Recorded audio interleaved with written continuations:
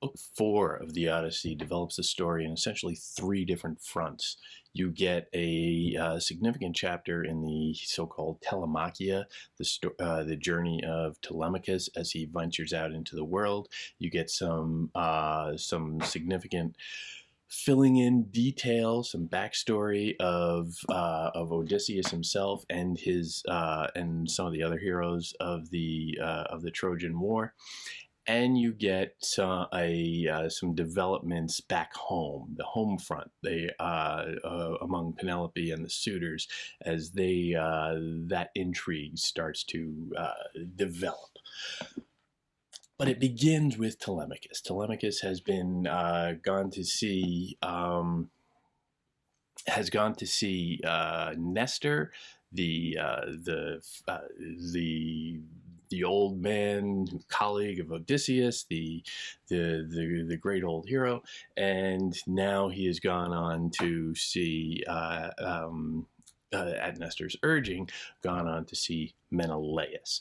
Menelaus lives in Sparta. It takes a little bit of a journey, and of course, Nestor sends him with one of his sons, and they go on this little journey together to visit him. And when they get there, there's this huge feast going on. And they approach the gate, and one of the attendants in the palace sees them coming up and says, "Oh, okay, well, wait here. Let me go see what the big guy says, what the boss says." And he runs off to talk to Menelaus, and Menelaus says, "You know what? There are strangers there. They've come to my door. Of course, go let them in." And here you get an example of the hospitality, the xenia or xenia. I'm not sure how you pronounce it. I don't care. But you get another example of course, two total strangers come knocking on the door while I'm having a feast for my son and my daughter's co-marriage. It's a big occasion. Of course, let them in. It's just it's a nice tradition. So they do, and they come in, and these two young men, the two young men are brought in, and they're escorted through this palace, and the palace is dripping in wealth, and you get the sense that it's really kind of gaudy. There's gold everywhere, and other precious metals and jewels, and everything is enormous, and there's a little sense of it's kind of gaudy. Just be. The simplistic aesthetic of Greece is perhaps here, pushed to its further limits, and this is broaching on the gaudy, you could say. Certainly for a character like Telemachus, who was essentially spent his whole life living on Ithaca, which you get the sense is, kind of, sure, it's a kingdom and his father's the king, but it's not the nicest place in the world. They're not dripping in money. So this is, a little overwhelming. But they come in, and you get this emphasis on the luxury. The boys looked around the palace in amazement. The lofty halls of famous Menelaus shone like the dazzling light of sun or moon, which automatically triggers a sense of, ooh, you're rivaling the sun and the moon. Perhaps that's a little bit outsized for what a good Greek should be. Maybe setting yourself up for a little bit of a fall there. When they had both satisfied their eyes with staring, they went to take a bath in polished tubs. The slave girls helped them wash and rubbed them down in olive oil and dressed them in wool cloaks and tunics, and then seated them beside the son of Atreus, King Menelaus. Again, this emphasis on luxury, on indulgence, on physical softness, perhaps. in these surroundings. And Menelaus, they eat with Menelaus, they eat all the best food. This is all laid out to them. Menelaus still has no idea who they are. And they start talking, and Menelaus starts mentioning back to the war, and he says, "Well, you know, I miss all my friends and compatriots from the Trojan War days," and he just kind of likes hearing himself talk an awful lot. So he's going on, and he strikes on, but you know, the one guy I really miss is Odysseus, and you know, what a great hero, what a great warrior, what a great friend, and all of this. And of course, this supposedly gets some tears going from the young Telemachus, who misses his father, and the mere mention of his father's name starts to bring up these strong emotions. And well, you know, Menelaus sort of notices this, and it's a little bit coy as to whether or not he figures anything out right there. But Menelaus noticed and wondered whether he should wait until the boy first spoke about his father or ask.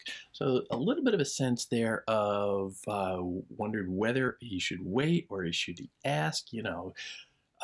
He's curious. Clearly there is an idea seeding there, and he is wondering whether to ask. And here you have an example of the kind of social skills that a Greek would need, especially a Greek king. You get that idea, the kind of diplomatic skills, when to ask something, when to interpose, and when to just sort of politely wait and say, well, okay, they'll get to it in their own time. This is a calculation, the sort of things that Greeks take very seriously. And but of course, at that very moment, he is kind of saved from the situation, saved from the awkwardness by the entrance of his wife. And this is not just any wife, of course. This is Helen of Troy. This is the face that launched 1,000 ships, as one other poet put it. And it is her coming back to Sparta after being the subject of the war in Troy. And you get this really interesting little drama among this curious couple of Menelaus and Helen, who have been now they're back living together after the war, after Menelaus and Agamemnon and all the Greek heroes have gone and defeated Troy and sacked the city and killed everyone. They took Helen back. And now she's back living with her husband after being, you know, shacked up with in Troy with her lover for 10 years during a bloody carnage. So it's awkward. They have some issues, I guess you could say. And you get this really interesting little scene where the two of them give a remarkable portrait of marriage that is really quite unique within certainly the Odyssey, and even I would say the Iliad. There's a remarkable sense of an old married couple who have a lot of hostility but are trying to either get beyond it or just keep it hidden. You can argue that a number of different ways, and scholars do. But you get she seems to recognize and speak up a little bit more. She recognizes, for some reason, that, well, this young man here, he looks so much like Telemachus would have, you know, the son of our hero Odysseus. Now, she's been gone for quite some time. It's unclear how she would know what Telemachus is like. And Homer, in general, kind of fudges these terms a little bit. if it's been 20 years since anybody has seen Telemachus, anybody outside Ithaca, that is, would he look at all the same? Can you look at an infant and then look, or generously look at a toddler and then look at somebody in their early 20s and say, well, yeah, I can see the resemblance? That's unlikely. Perhaps you can see some resemblance, and this is a little bit more believable, to Odysseus himself. Maybe that's it. But she starts to key in on this, and she is a very perceptive, very smart woman. And she kind of launches into it. Do we know who these young men are, Menelaus, who have arrived here in our house? Shall I conceal my thoughts or speak? Which is another variation on that same thing of, is it appropriate to speak? But it's also an explicit reference to the difference, or to the act of concealment, to the idea of not saying what you think, of holding back and presenting a face to the world.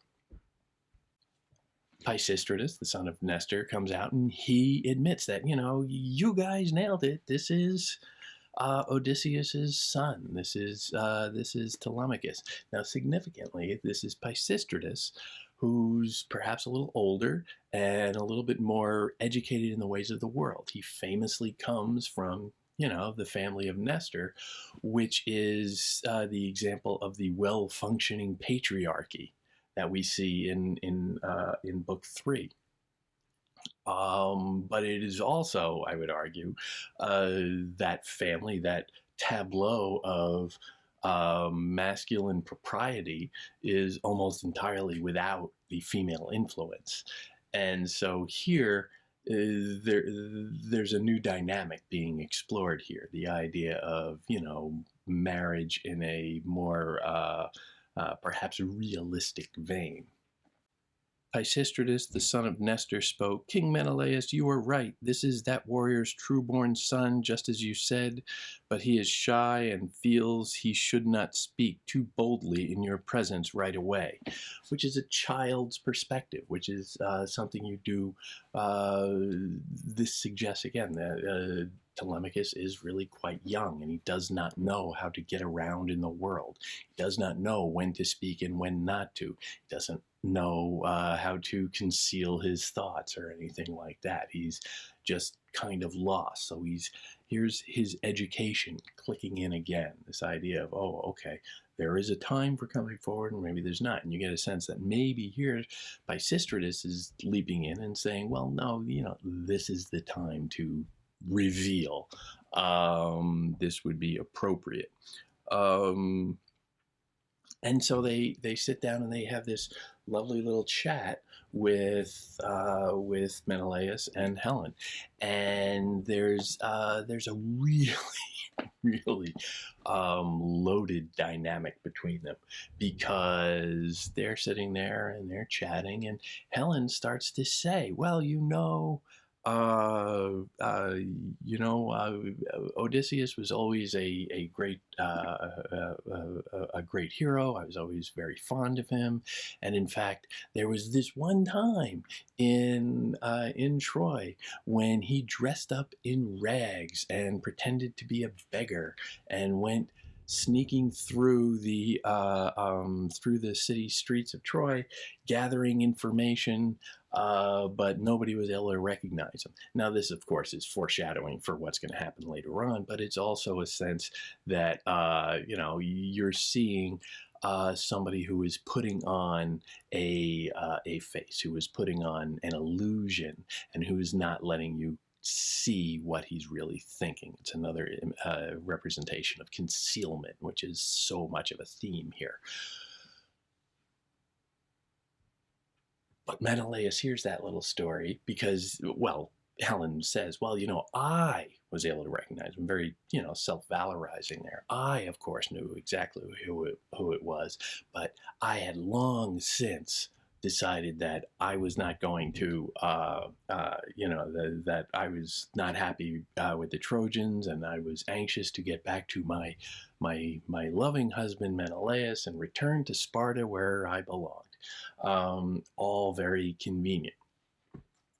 And significantly, you got to mention, this scene does come out as very self-serving for Helen, but you can also look at it another way. Many critics have dwelled on this, and maybe there's a little misogyny here.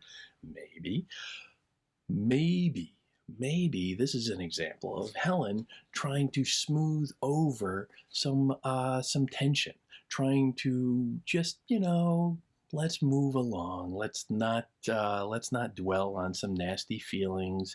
This is all a happy occasion. We're just going to go by. And you can see she is continually put in this role where she is bringing people together and trying to make things go nicely, which is traditionally the role that female characters are assigned in classic literature and way up through the Middle Ages and into the Renaissance, honestly. Female characters are given the role of peacekeeper. And here she's kind of diffusing some of the questions, like, okay, everybody's going to be a little uncomfortable, but let me assure them that I was, on Team Greece all along, and that Odysseus is or was always a great friend of mine, and I tried to be a great friend of his. Maybe. It's possible. I think that reading has some validity, and you can argue it a number of different ways, as you can with pretty much everything. But Menelaus is sitting there, and he's, you can see how maybe this is starting to get under his skin a little bit. And he starts to bring up that, well, perhaps I heard, dear wife, I heard another story about you and Odysseus crossing paths, and it had to do with the night of the Trojan Horse, when the Greeks pretended to abandon the field and give up the war, and they built the Trojan Horse as this huge statue or a victory prize or something like that to give to the Trojans, but it was really just a hollowed out vessel that the Trojans brought into Troy and sealed the door back up afterwards. But at night, all the Greek soldiers came out of it because they were all sort of like huddled inside, being quiet. And Menelaus tells this very, passive aggressive is the only way to really describe it, story of Helen going around the horse when they had brought it into town and calling out in the name of or in the voices of the wives and loved ones of the Greek soldiers she knew. And so all the Greek soldiers were in there and go, hey, that sounds like my wife. Is she out there? Which is a little hard to believe. But supposedly, and she has some association with witchcraft in this little episode, this is a bit of a ploy, and Menelaus is saying, well, yeah, you guys did it, and if it wasn't for Odysseus, like, clamping his hand over the mouth of this one guy, he would have blurted out, and then, of course, the jig would have been up, and the Trojans would have known that there were people inside, and everybody would have stormed, all the Greeks would have been slaughtered, and the war lost. So that is the story that Menelaus just feels prompted to share at that moment, which, again, from the perspective of Helen, let's say, or from a more generous perspective for Helen, it's him sort of like turning up the heat again and saying, no, you're not going to get out of that. Don't forget, everybody hates you. This little note that he's sort of like, no, you're not going to get away with that. He never actually comes out and says, you almost killed everybody. He just well, lets this little anecdote float out there. Oh, yeah, I heard a story too about you and Odysseus. And you can see how, again, sort of it's concealing barely his sentiment. And you get this sense that they're just trading barbs. As a husband and wife, they have so much built up hostility with one another that they're just sitting there like, torturing one another in essence. And this is a couple that should clearly, if not get a divorce, at least get some therapy. But it's one more instance of concealment, of putting on a brave face. Not for nothing, though. When he finishes this story, Helen, again playing the peacekeeper and also somewhat of a witch, associatively, calls for more drinks and has a special drug added to the wine, what that would make everybody forget and just feel good. And that's a peacekeeper role. Well, okay, we've got some raw feelings here, tempers are getting a little hot, let's have another round, come on, bring them around, and let's just add a little kicker right in there, and everybody's happy at the end of it, which does serve a purpose in diplomacy, quite frankly, and in moving things along. So you see her playing this role. But the association with drugs even in the ancient times, up through fairy tales, for gosh sakes, is an association with witchcraft, with a kind of nefarious evil quality. And this is a little sketchy. But it diffuses the anger, it puts it aside, and they can all go back to having a nice time. Now, the next morning is when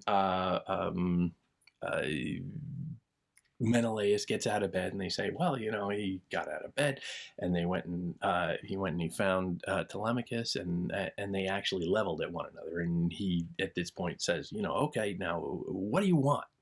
Why are you here? The great question that Greeks are not allowed to ask of a guest. But Telemachus finally comes out and says, well, yeah, I'm here to try and find out something from my dad, something about my dad. And Menelaus then goes into this long story where he narrates what he did after the war and how he got waylaid, and sort of like, oh, the gods did this to him, and it's all very passive. The gods pushed him off course, and the gods made him get stuck in Egypt, and he had to engage with a sea nymph, a sea god rather, to get out of Egypt, so that he could have favorable weather or whatever, and he can get home. But in that, he also learned the fates of some of his colleagues, including his brother. He learns about the fate of Agamemnon coming home and getting slaughtered. Interestingly, it is in this telling, it is only Aegisthus, who is the lover of Agamemnon's wife Clytemnestra. It's also his cousin Aegisthus and Menelaus and whatever, and it's that whole story again worked out. So it is Aegisthus who is primarily blamed. Clytemnestra is not even named in this, or even it's just agency. Why give it to a woman? But she also escapes blame that way. So Menelaus tells that story. He tells the story of his own wandering. He tells the story of, I think it's Ajax. And at the end, he even tells, he falls on the story of Odysseus, and just says, well, yes, the god tells Menelaus that, well, yes, he's stored, or he's being kept prisoner on the island with Calypso, And that's all we know, which we as readers know, or as audience know that fact from the very beginning. But now it's that information is starting to leak out into the human world a little bit of the characters. So that is advancing that story, and this is the first time that that Telemachus has a real sense that, well, okay, this is promising. And the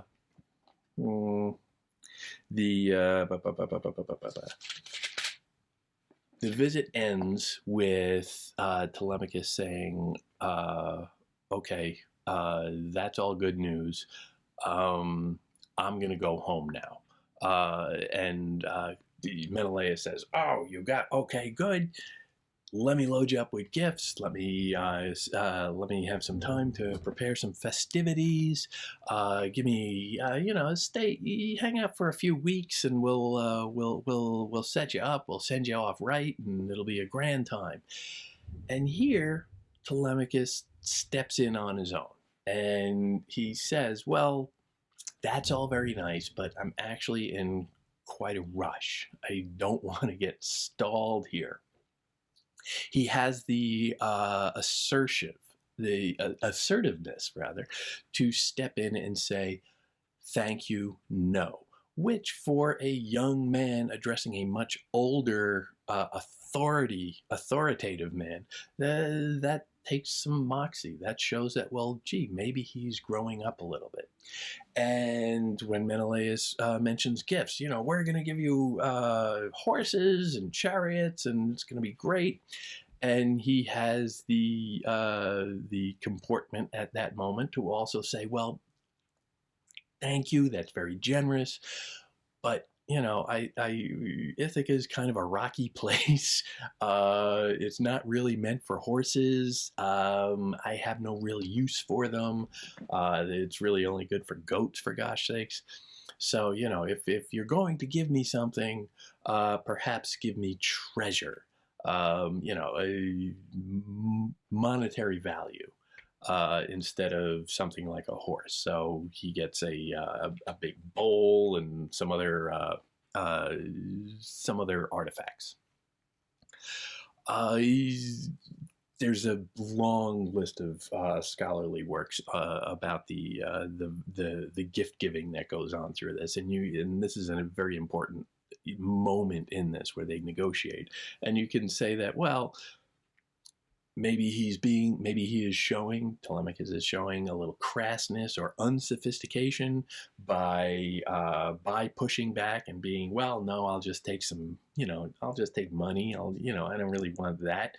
But here it is showing, I think, arguably, a sense of real discernment. Like, that's nice, and I understand you want to give me a gift. That would not be a great gift. And because I am an adult, I am able to say this out loud and not just, shut up and go away. He is not necessarily concealing his feelings, but he is stating his position, his thoughts, in a diplomatic way. He's always very gracious. He's always very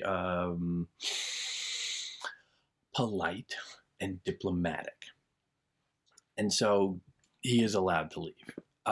And during this whole thing, we cut back in the last third of book 4, and we cut back to Ithaca, and we see that the suitors have learned that that Telemachus has snuck away. They thought he was just maybe off in the country. I don't know. The little brat got off somewhere, but now they learned that, oh no, he went off, visited Pylos and Sparta, and he might be coming back soon. And this is suddenly a little bit concerning. Like, hey, this little brat, he's starting to show some assertion. He's starting to grow up, and that is something none of us want. So they hatch a plan to kill him.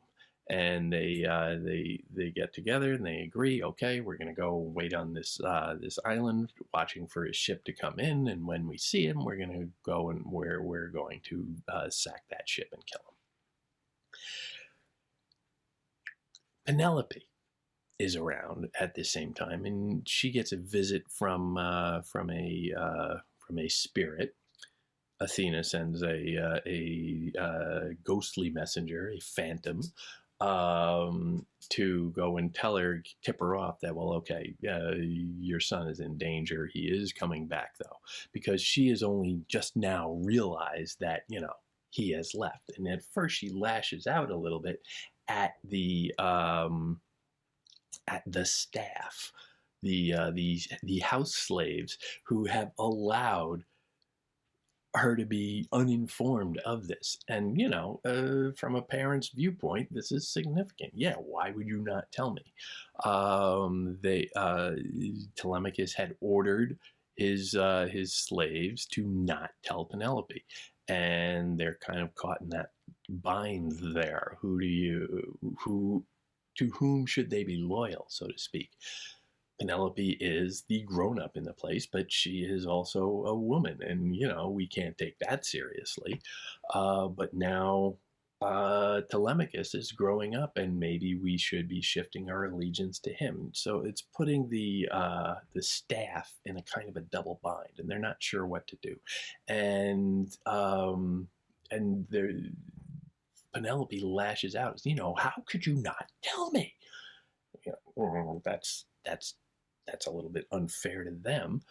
Eurycleia steps in and she says, okay, look, I knew, but I promised, I gave my word, and he was very clear not to tell you because he didn't want to upset you. And there's a certain condescension almost in that voice, which, coming from a slave, is a little bit curious that, she is sort of trying to, okay, let's not get hysterical, Penelope, just calm down, which, women love. But there are all those complications with Eurycleia being a woman herself and also a slave talking to, putatively, her master that way. Or at least not her master, but her superior. So there are all of these complications there that are very rich. And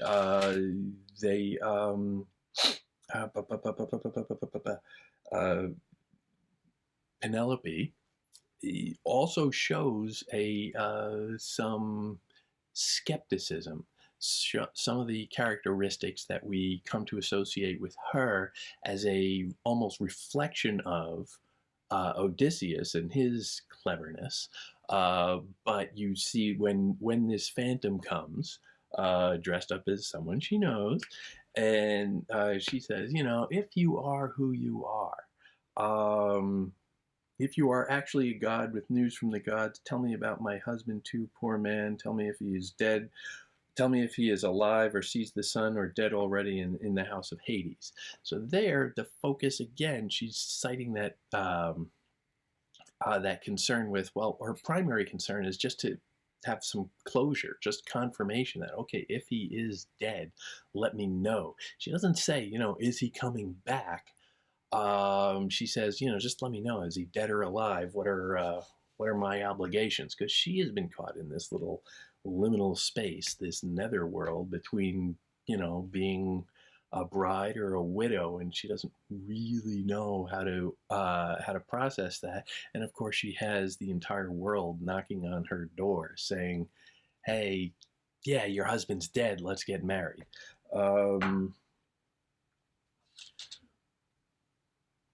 But that sense of skepticism, that sense of receiving information and being just a little curious about it and just a little cautious about it, that is the characteristic that she is known for.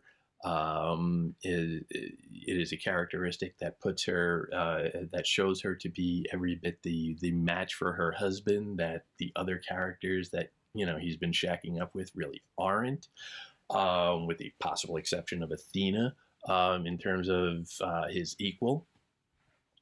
And it is a foreshadowing again of that the famous scene that'll come later on with the bed, and she's just going to be a little bit cautious before she jumps in and buys that somebody coming through the door is necessarily honest and straightforward and trustworthy. They are a good match.